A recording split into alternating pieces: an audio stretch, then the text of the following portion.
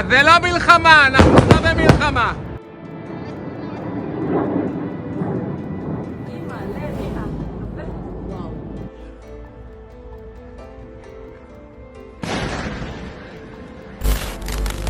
Memasuki hari ketiga, aksi saling serang antara Iran dan Israel masih terus berlanjut tanpa tanda-tanda mereda. Setelah Israel melancarkan serangan besar-besaran ke beberapa fasilitas nuklir Iran pada 13 Juni lalu, Iran tak tinggal diam. Serangan demi serangan terus dilancarkan dengan intensitas yang semakin mematikan.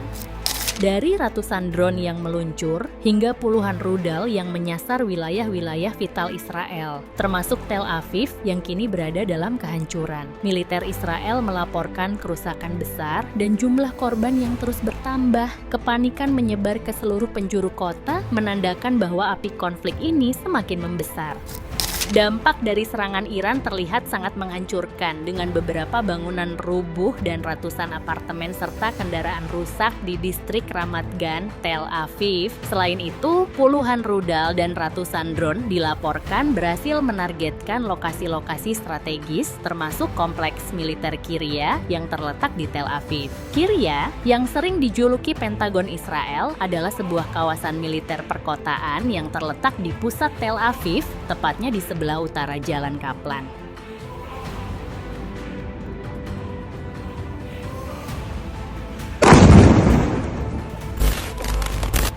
Selama ini Iron Dome telah menjadi kebanggaan utama Israel, sering disebut sebagai sistem pertahanan udara yang tak tertandingi. Militer Israel sering mengklaim bahwa Iron Dome mampu beroperasi dalam segala kondisi dan cuaca, cepat mendeteksi serangan, melacak target dengan akurat, dan memiliki tingkat efektivitas tinggi dalam mencegat ancaman di udara.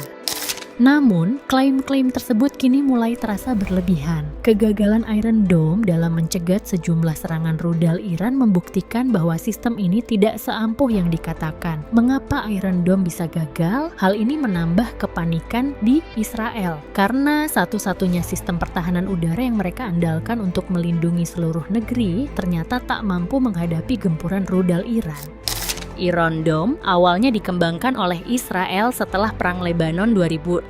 Namun, setelah beberapa waktu, Amerika Serikat mulai memberikan dukungan dengan bantuan finansial dan berbagi pengetahuan pertahanan yang mencapai miliaran dolar. Berdasarkan klaim dari firma pertahanan Israel yang turut merancang sistem ini, Iron Dome dikatakan memiliki tingkat intersepsi sekitar 90%.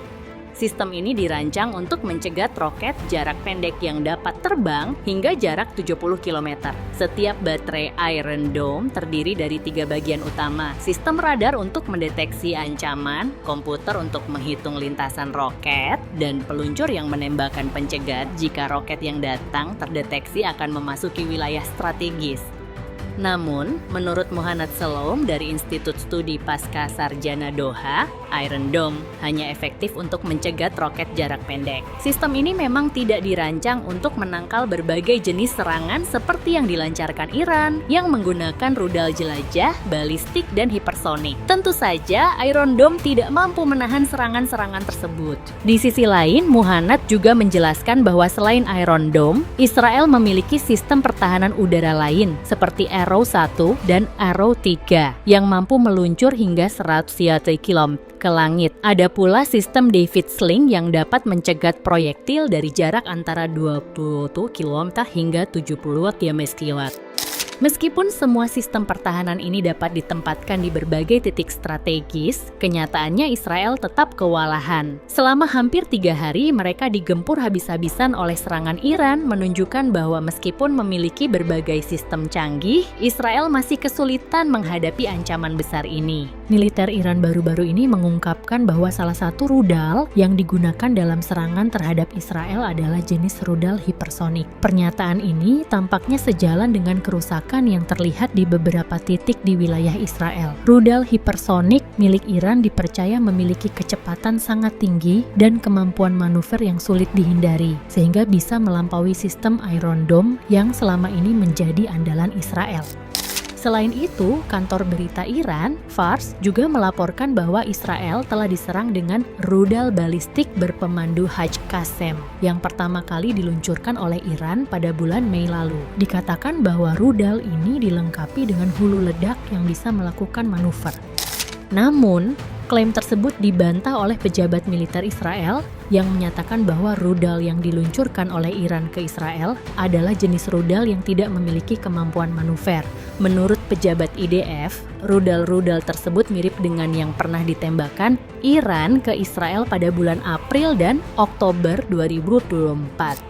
Mereka juga menegaskan kepada media The Times of Israel bahwa rudal Iran bukanlah sesuatu yang tidak dapat kami cegat. Mereka menambahkan bahwa sebagian besar peluncur rudal Iran telah dihancurkan. Pernyataan pejabat Israel ini sepertinya masih dipertanyakan, mengingat banyaknya rudal yang berhasil menembus sistem Iron Dome dan menyebabkan kerusakan besar di berbagai lokasi penting di Israel.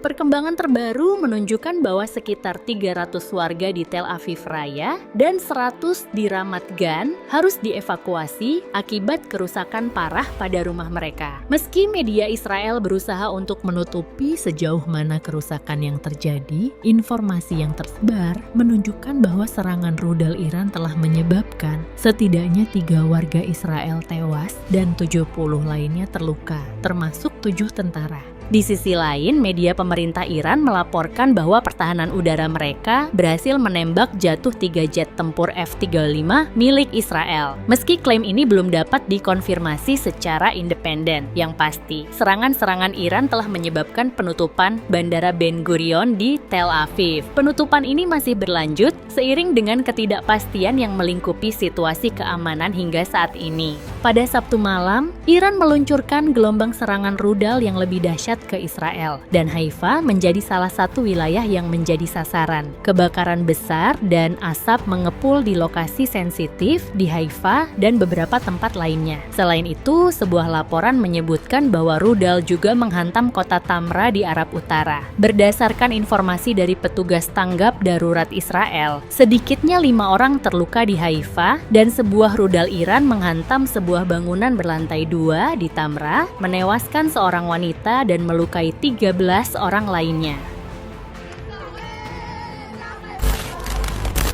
Di tengah gempuran rudal Iran yang terus berlangsung, rumor mengenai kaburnya Netanyahu mulai beredar. Menurut kantor berita Anadolu Agency, pesawat kepresidenan Israel yang dikenal dengan nama Wing of Zion, yang sebelumnya digunakan untuk mengangkut duta besar Israel ke Yunani, tercatat dalam sistem Flight Information Region untuk Athena. Ini berarti pesawat tentara tersebut terdaftar di wilayah udara yang dikelola oleh otoritas lalu lintas udara Yunani. Keberadaan pesawat di sana menunjukkan bahwa dalam situasi darurat seperti sekarang, ada kemungkinan terjalinnya perjanjian kerjasama militer antara Yunani dan Israel, dengan pesawat kedua negara ditempatkan di bandara militer masing-masing selama diperlukan. Fakta ini semakin memperkuat spekulasi bahwa Netanyahu mungkin telah meninggalkan wilayah Israel. Athena, yang saat ini dianggap sebagai tempat aman dan netral, dinilai sebagai lokasi yang memungkinkan pertemuan darurat antara pejabat tinggi Israel dan Amerika Serikat. Namun, meskipun situasi ini berkembang, hingga saat ini Presiden Trump tampaknya enggan terlibat langsung dalam konflik yang tengah berlangsung antara Israel dan Iran. Kerusakan yang terus dilaporkan di wilayah-wilayah strategis Israel, jumlah korban yang terus bertambah dan rumor mengenai pelarian Netanyahu semakin menegaskan dampak besar dari serangan rudal Iran. Di tengah krisis ini, muncul pula pertanyaan mengenai efektivitas Iron Dome, sistem pertahanan udara Israel yang selama ini dikenal sebagai yang paling canggih. Kini, sistem tersebut terbukti tak mampu menahan serangan-serangan Iran, yang membuat banyak pihak mulai meragukan kemampuan Iron Dome. Mengapa hal ini bisa terjadi?